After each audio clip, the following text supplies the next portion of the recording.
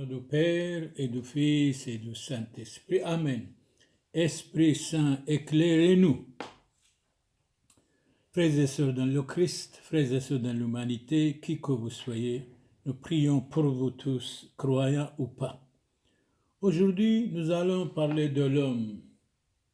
L'homme bon, l'homme méchant, l'homme noble, sa dignité, sa personnalité, l'homme, comment il doit être, comment il a été créé. Eh bien, nous allons parler de tout cela. C'est comme vous entrez dans un jardin, vous choisissez l'arbre et les fleurs qui vous convient. Suriyo barche, Allahum barche alayhu, babu taschu, torchu kayu, Allahum manexhe, to ishlo mosheno benosechu, hubo basimuthu, ou lofliruthu. Adi magmujolina aluisan. من يويسان الإسلام أيدر بهاوي توي طو أو توي بيس مشغولين على مدوناني كل المخلق لويسان كل مشغولين عليه معلوم بو فرنساوي وبصر كيك مصارين الكوليخ وبيحاريتو شلوم وشين والكلخون أمين. Nous allons parler de l'homme. L'homme est grand à genoux devant Dieu. C'est vrai, Napoléon disait. La Genèse dans la Bible, il est écrit, chapitre 1, verset 26, Dieu dit, faisons l'homme à notre image, selon notre ressemblance. C'est-à-dire, l'homme doit vraiment être bon, comme Dieu est bon. Notre ressemblance. Dieu a créé l'homme à son image. Il le créa l'image de Dieu. Hommes et femmes, il les créa. Donc, j'aime bien l'égalité entre l'homme et la femme. La femme doit respecter son mari, le mari doit respecter sa femme noblement et de ne pas tout le temps critiquer les uns les autres. Jean-Jacques Rousseau, mort en 1778, nous dit « Hommes, soyez humains. C'est votre premier devoir. » Et je lance un appel à tous les hommes, soyez humains, ne soyez pas inhumains. Quand nous disons les hommes, y compris la femme est dedans, l'être humain. Un homme ne doit jamais rougir d'avouer qu'il a tort. Je crois que nous avons tort, nous devons dire j'ai tort, je vais m'améliorer. C'est la noblesse même. Mais s'il a tort, s'il dit j'ai raison, alors là, il ne faut pas avoir confiance à ces hommes-là. Absolument pas. L'homme est bon, mais les hommes sont méchants. C'est-à-dire, s'il y avait un seul homme dans le monde, bah oui, il serait bon. Mais la majorité des hommes sont méchants, c'est pour cela qu'il y a des problèmes dans la société. Un homme ne doit jamais rougir d'avouer qu'il a tort.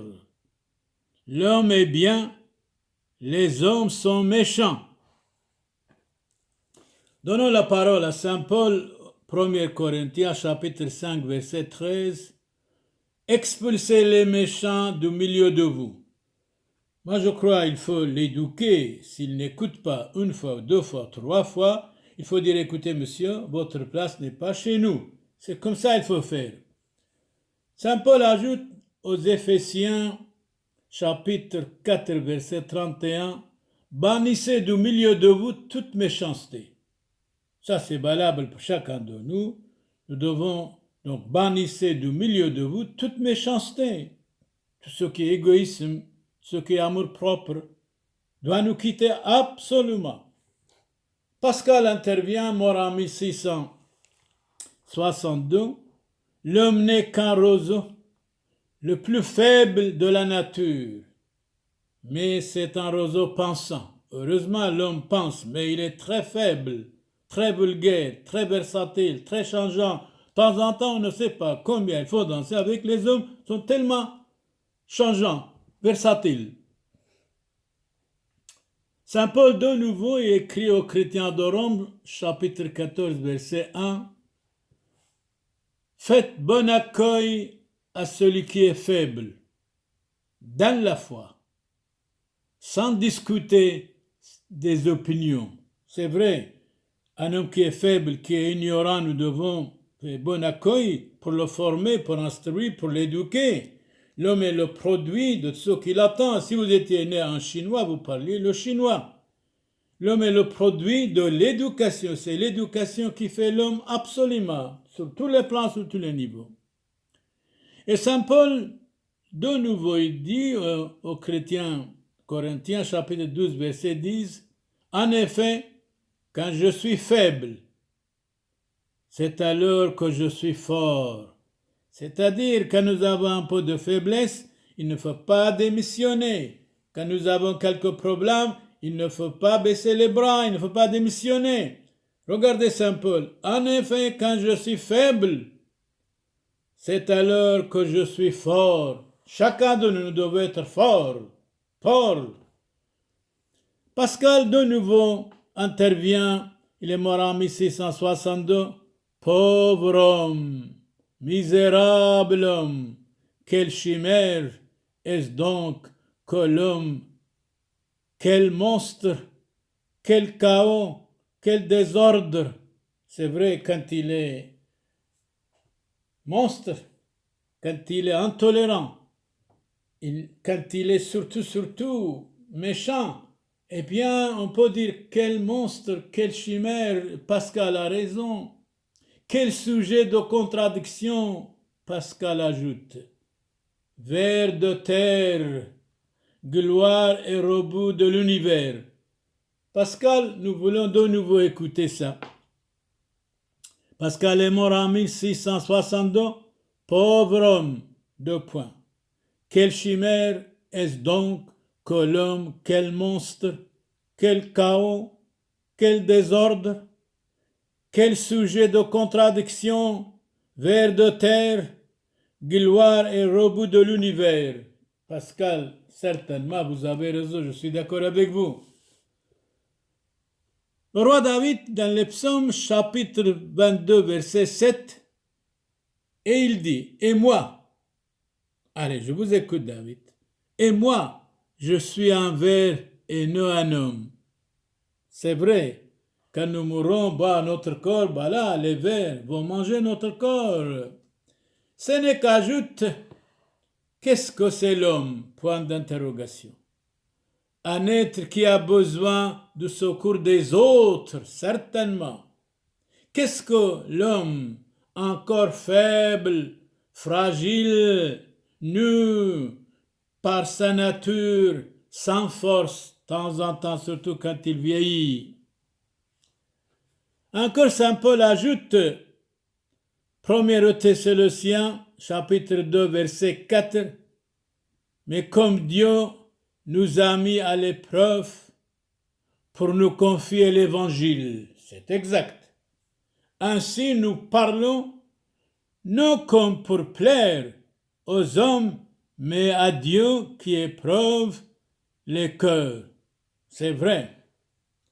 Alors, répétez Saint Paul, comme Dieu nous a mis à l'épreuve pour nous confier l'Évangile, ainsi nous parlons non comme pour plaire aux hommes, mais à Dieu qui est l'épreuve, les cœurs, certainement. Encore, Saint Paul ajoute au Corinthiens 1, chapitre 4, verset 17, « Malheur à moi, dit Saint Paul, si je ne prêche pas l'Évangile. » Attention, les chrétiens, ils ne prêchent plus l'Évangile. Alors, si Saint Paul dit « Malheur à moi, si je ne prêche pas l'Évangile. » Alors, et nous autres, nous devons prêcher aussi. Saint Cyprien, décapité 258, on ne peut pas croire à une partie de l'Évangile et refuser sa foi à une autre partie. C'est comme les prêtres modernistes. Quand il leur convient, ils disent l'Évangile. Quand il ne leur convient pas, ils disent oui, mais ça... Il faut que tout ait la même valeur à nos yeux, ou que tout perde le caractère de la vérité. Ou bien il y a une vérité, ou il n'y en a pas, alors taisons-nous. Saint Augustin dit autrement, mort en 430, le cœur ne peut pas comprendre la vérité s'il n'est pas libre de vice et du mal et du péché. Là où j'ai trouvé la vérité, j'ai trouvé mon Dieu, dit saint Augustin. Donnons la parole à Tertullien, cet avocat converti. La vérité ne rougit de rien, sinon d'être cachée. C'est vrai. La vérité ne rougit de rien, sinon d'être cachée. On ne peut pas cacher la vérité. La vérité est lente, mais le mensonge est pressé. Ce qu'on a de semblable à Dieu, c'est d'aimer la vérité et la justice, quoi qu'il arrive. Lamartine dit autrement, mort en 1869, une conscience sans Dieu, c'est un tribunal sans juge. Comment peut-on avoir la paix avec soi-même quand on est guerre avec Dieu? Répétez, c'est Fénelon qui dit, mort en 1715. Comment peut-on avoir la paix avec soi-même quand on est en guerre avec Dieu? C'est pas possible. C'est pas possible d'avoir la paix en soi si nous avons déclaré la guerre à Dieu. Job, symbole de patience, dans chapitre 14, verset 1, Job nous dit, l'homme né de la femme, sa vie est courte. Il est saturé d'agitation, de problèmes, de misère, pourtant il est mortel. Pierre Corneille dit autrement, mort en 1684, chaque instant de la vie est un pas vers la mort, si nous voulons ou pas. Platon, le philosophe grec, intervient, mort en 347 avant Jésus-Christ, dans les combats de cette vie. Nous ne pouvons vaincre si Dieu ou ses anges ne viennent à notre aide. Seigneur, Dieu éternel, Jésus-Christ, aidez-nous. Esprit Saint, éclairez-nous. Saint Paul écrit aux chrétiens d'Éphèse, chapitre 4, verset 21, vous avez appris à dépouiller le vieil homme qui se corrompt l'être humain, c'est-à-dire le péché. Revêtez-vous de l'homme nouveau, créé selon Dieu dans une justice et une sainteté véritable. Une journée de sainteté, ça vous vaut les plaisirs du monde entier. Pécheurs, convertissez-vous. Saint Jacques Chrysostome, mort en 407, il nous dit, la corruption des mœurs produit une multitude de doctrines corrompues et diabolisées. Un serviteur corrompu est la peste des enfants et de la société. Quand les hommes perdent leurs bonnes mœurs, ils deviennent incroyants, incrédules, absolument. Incroyants, incrédules, revenez à Dieu. Vous ne perdez rien du tout. Victor Hugo vient vite et il nous dit, écoutez, j'ai quelque chose à vous dire. On vous écoute, Hugo. Dieu seul est grand. Très bien. Dieu seul est vrai. Très bien. Dieu seul est bon. Très bien. Dieu seul peut nous sauver. Très bien, Victor Hugo, vous avez raison. Absolument, vous avez raison. On peut répéter, pourquoi pas. Dieu seul est grand.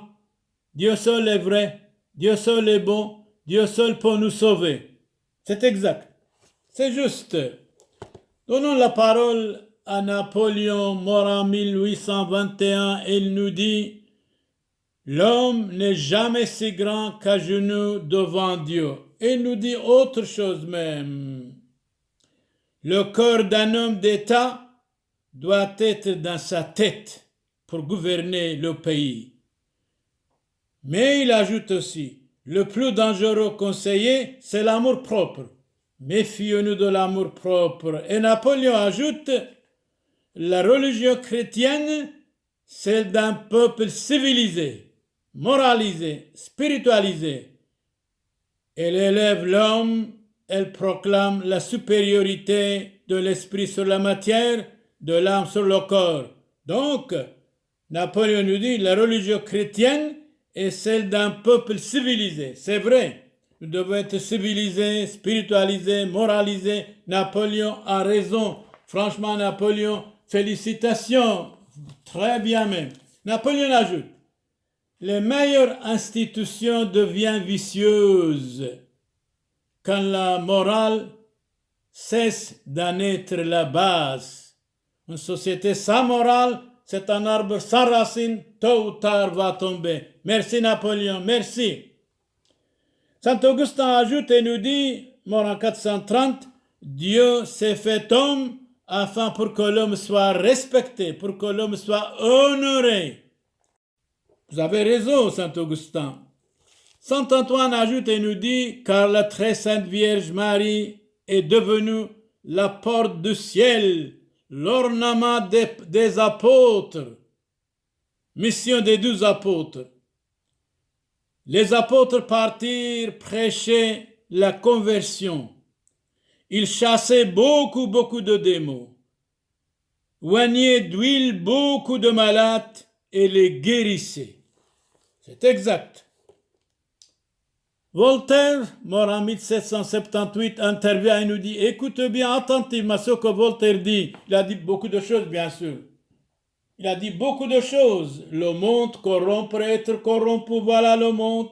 Et maintenant il dit, les hommes en général ressemblent aux chiens. Oh, c'est trop. Qui hurlent quand ils entendent de loin d'autres chiens hurler. Franchement, Voltaire, vous allez loin, non? Je vais bien vous écouter de nouveau, Voltaire. Les hommes en général ressemblent aux chiens qui hurlent quand ils entendent de loin d'autres chiens hurler. Eh bien, un chien fidèle, ça vaut la peine aussi. Dans l'imitation de Jésus-Christ, il nous dit quelque chose d'extraordinaire. Homme, je suis ton frère. Pourquoi vous êtes mon ennemi? Même si vous êtes mon ennemi, je vous aime, je vous estime. Alors dans Saint Matthieu, chapitre 7, verset 3, pourquoi vois-tu la paille qui est dans l'œil de ton frère, de ton ami, et ne remarques-tu pas la poutre qui est dans ton œil? C'est-à-dire, corrigez vos fautes, vos défauts, et après vous pouvez dire à votre ami, à votre voisin, corrigez-vous. D'abord, nous devons nous corriger, nous devons être exemple pour les autres. L'amour de soi-même est la source du péché. L'amour de soi-même, c'est l'amour de son corps. Alors Saint Bernard nous dit, il est mort en 1153, flatter son corps, c'est soigner invilemment d'immondice. Eh oui, c'est trop. Hein?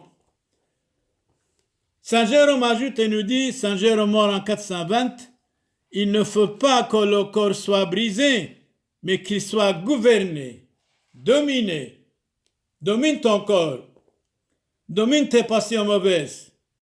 Saint Augustin ajoute, je n'ai pas d'ennemi pire que mon propre corps demeure de mon âme. C'est vrai, notre corps il est en même temps notre ami et notre ennemi, ça dépend comment on l'utilise.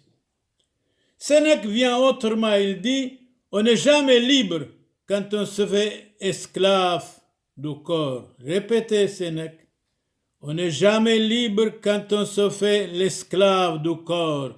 Être esclave de soi, c'est pire des esclavages, certainement. Prenons la parole de Saint Éphrem, un grand saint mondial.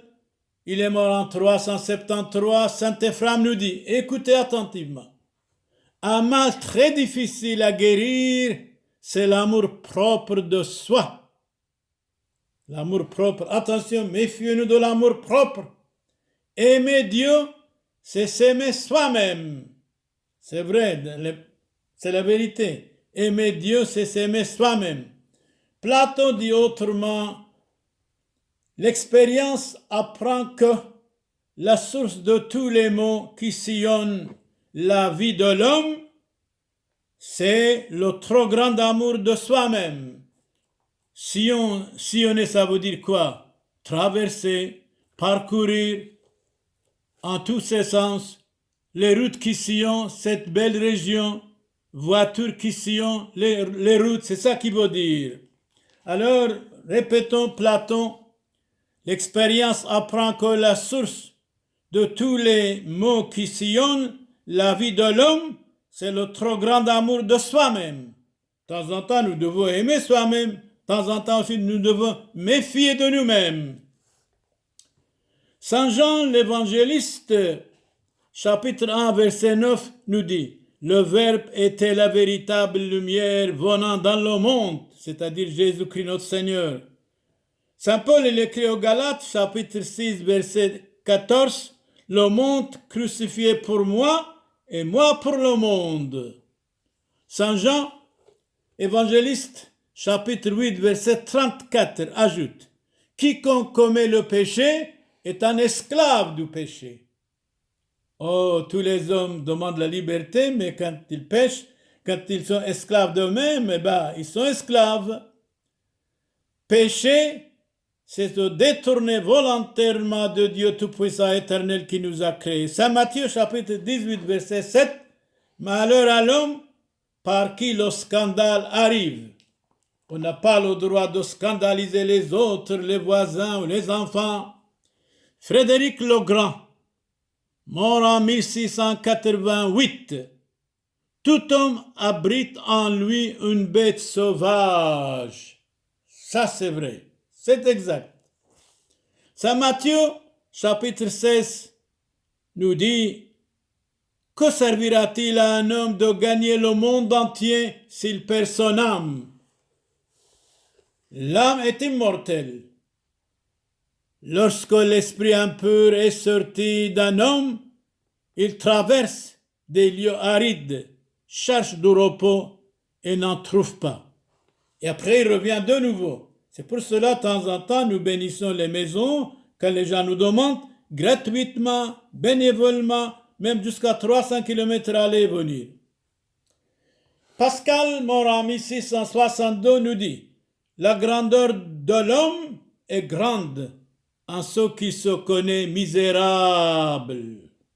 Un arbre ne se connaît pas misérable, mais l'homme, oui. L'homme, il est fragile, misérable et caduc. Homère dit autrement, sur la terre, il n'y a rien de plus faible et misérable que l'homme. C'est exact. L'homme est une chose abjecte et vile s'il ne s'élève au-dessus de l'humanité. Mais André Gide, mort en 1951, nous dit « S'il y a quelque chose de plus méprisable que l'homme et le plus abject, c'est beaucoup d'hommes. » Et ça, c'est vrai. André, c'est vrai. Un jour, vous avez dit « Je hais la famille, mais nous aimons la famille. La famille doit être la base de la société, la famille humaine. Nous vous aimons beaucoup, qui que vous soyez. » Jean-Jacques Rousseau intervient et nous dit, il est mort en 1778, « Je vis partout le développement de son grand principe que la nature a fait l'homme heureux et beau. » Et il ajoute, Jean-Jacques Rousseau, « Mais que la société le déprave, la société démolit l'homme et rend l'homme misérable. » C'est vrai. Jean-Jacques Rousseau dit ceci, mais que la société le déprave, démolit l'homme et rend l'homme misérable. Alors l'homme soit noble, pas misérable. Saint Augustin ajoute et nous dit, cherchez la société des hommes parfaits. Comme Jésus a dit, soyez parfaits comme votre Père céleste est parfait. Une société ne peut subsister que par la fidélité réciproque des membres qui la composent. C'est Sénèque qui dit, et il a raison. Une société ne peut subsister que par la fidélité réciproque des membres qui la composent. Saint Luc dit, chapitre 10, verset 16, « Qui vous écoute, m'écoute. » C'est-à-dire, quand vous écoutez le prêtre, l'apôtre du Christ, ou les disciples, vous écoutez le Christ lui-même, absolument. L'homme est grand, dit saint Basile. Mais malheureusement, c'est un animal fragile. sujet à d'innombrables passions déréglées, en subissant de sa naissance à sa mort une multitude infinie de problèmes de maux qui rencontrent l'homme. Saint Bernard intervient et dit autrement, mort en 1153. Songe, ô homme, que tu n'es qu'un limon, et ne sois pas orgueilleux. Méfiez-vous de l'orgueil. Le diable est orgueilleux. Méfiez-nous de l'orgueil. Pense que tu es uni à Dieu et ne sois pas ingrat, c'est-à-dire l'ingratitude. L'ingratitude est un grand vice détestable devant Dieu et devant les hommes. Ça veut dire quoi l'ingratitude? Vous aimez, vous aidez quelqu'un 102 fois, ça va.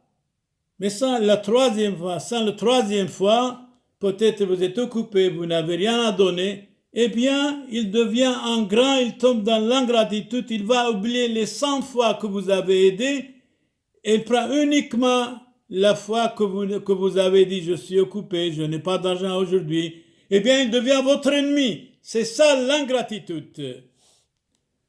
Pourquoi s'enorgueille-t-il l'homme dont la conception une faute, c'est exact, la naissance une peine, la vie une fatigue, la mort une nécessité, ne sachant d'ailleurs quand et comment, où viendra la mort. Machiavel dit autrement, Machiavel mort en 1527. Écoutez attentivement. On s'attire la haine en faisant le bien comme en faisant le mal. Alors que faire? Que faire? Mais il faut continuer à faire le bien. Pourquoi pas? Les hommes ne savent être ni entièrement bons, ni entièrement mauvais. Nous devons être entièrement bons, gentils, tolérants. Pourquoi pas? Le nom d'homme est commun aux hommes et aux femmes. Hommes et femmes, nous devons les respecter. Saint Jacques Chrysostome ajoute et nous dit, il est mort en 407, l'homme est fragile, porté au mal et au péché, faible pour persévérer, d'une vie courte, gâté par la corruption malheureusement, esclave du démon par le péché, appartient tantôt à Dieu et tantôt au diable, méchant et pire que le démon. Péché c'est humain, persévérer dans le péché est diabolique. Oui, je me suis converti, mais encore je suis tombé de nouveau dans le mal, dans le péché, dans l'orgueil, dans la vanité, dans la jalousie. Alors pécheur, quand vous êtes converti une fois pour toutes, jusqu'à la fin, quoi qu'il arrive, loué soit Jésus-Christ. Amen. Nom du Père et du Fils et du Saint-Esprit. Amen. Frères et sœurs dans l'humanité, frères et sœurs dans le Christ, nous allons prier pour vous, qui que vous soyez croyants ou pas. Si vous avez des malades, nous prions pour leur guérison. Si vous avez des problèmes avec les voisins, faites la paix et soyez protégés contre toute maladie. Dieu éternel, notre Seigneur Jésus-Christ, exaucez-nous. Amen. Sur un barche, alon barche, alech, ushen, shlom, el kulchun, odo, dminaya bund bashmayo. Abund bashmayo, nes qadash moch, tise malkusoch, nehwes bionoch. Aikanud bashmayo of bar'o. أبلا لحمة سنقونان يومونو واجبقلان حوبين وحطهين أي كانوا دفحنان جبقان حايوبين لو تعلان نسيونو إلو فاصو من بيشو بيطول ديلوخي مالكوثو حيلو تجبحتو العولم علمين أمين شلوم لخ مريم ملياث طيبوثو موران عاميخ مبارختو أتبنيشي ومبارخو فيرو دبكرسيخ موران يشوع مشيحو مرت مريم يلداثا له آفيس حلوفين حاطوي هوشو وبشوعاث موتان أمين سرين برخي فشون بشلومو أحاو حبيباي كاذ مقعينا خل طيبوثو والرحمة دتليثو يوثو قادشتو ومشابحتو عم الزودي وبركوثو دان سبتون من مدبحم حسيون ودموريو راحيقي عم قريبي حاي عم ميثي فريقاي بصليبي زاكو دموريو وطبيعاي برشمد معموديثو قادشتو تيت حاصحة وبيكون وتشبق بوسوريكون وتنح روحوث دعني ذيكون وينو عبدو بحيلو حاطو يثحنين ويثعدار بأصلاوثخون زيلون بشلومو كاثحو زيتون روزيتون وعلايم حيلو صلاو سرين برخالهم برخاليخو أكاي وثغالو مانحي وشتو شينو شلومو بينو ثيخو آمين دومينوس vobiscum benedicat vos omnipotens Deus Pater et Filius et Spiritus Sanctus indulgentiam absolutionem et remissionem peccatorum nostrorum tribuat nobis omnipotens misericors Dominus. Amen. Qui que vous soyez heureux dans la vie, heureuse dans la vie sur la terre. Amen. Mattoutu Allahum barcha aleichu siruyum barche shlomul kulchu توتو طوي أكاي وصفوا عليهم مانحي أعني ذاتكم بما كثو دشمايو هو طوي أم كل شيء أما جيراني وأما نعيمي وأما رابي ودليف لي غوثو بينو ثيخو وشلمو دمشيحو عميخو باش مدابو دبرو روحو قاديشو حضالو شاريرو آمين هركي أبونا سامويل دايرويو بلجيكا وكونو دعيتو سوريتو أرثوذكسيتو كبالخو شينو وشلومو الكلخون آمين. Ici, Monseigneur Charles Clément Boniface vous dit bonjour. Le prêtre de la Sainte Église syro-orthodoxe vous dit salut et prie pour vous, qui que vous soyez, croyant ou pas. La paix de Christ soit avec vous tous. Amen.